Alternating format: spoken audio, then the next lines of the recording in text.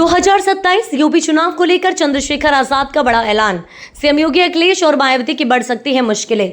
उत्तर प्रदेश की राजनीति में एक बार फिर करवट ले ली है और 2027 के विधानसभा चुनाव को लेकर सभी प्रमुख दलों ने अपनी तैयारियां शुरू कर दी हैं।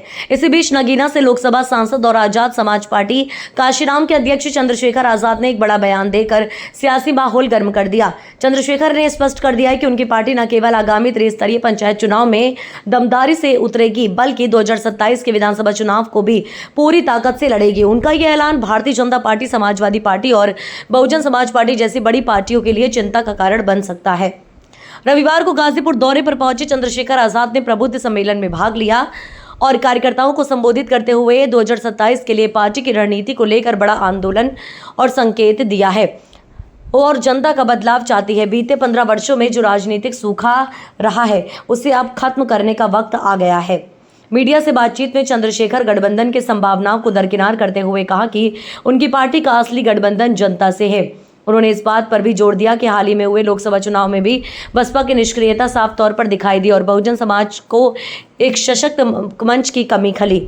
अमेरिका की कथित मध्यस्थता पर चंद्रशेखर ने नाराजगी जताई और कहा कि भारत जैसे संप्रभु राष्ट्र को अपनी नीतियों के लिए अमेरिका या किसी अन्य देश की जरूरत नहीं है। सेना में महिला अधिकारियों पर की गई आज जाति सूचक टिप्पणी की कड़ी निंदा करते हुए उन्होंने कहा कि सेना का कोई जाति धर्म नहीं होता और हमें सेना का सम्मान हर हाल में करना चाहिए। जाति जनगणना को लेकर भी चंद्रशेखर ने केंद्र सरकार की नीयत पर सवाल उठाया। उन्होंने कहा कि जब तक जनगणना चुनावी जुमला ही रहेगा। इसके साथ ही उन्होंने संविदा कर्मचारियों के मुद्दे पर बड़ा वादा किया। उन्होंने कहा कि अगर उनके सरकारी बनती है तो सभी संविदा अधिकारियों कर्मचारियों को स्थायी किया जाएगा ताकि वे बिना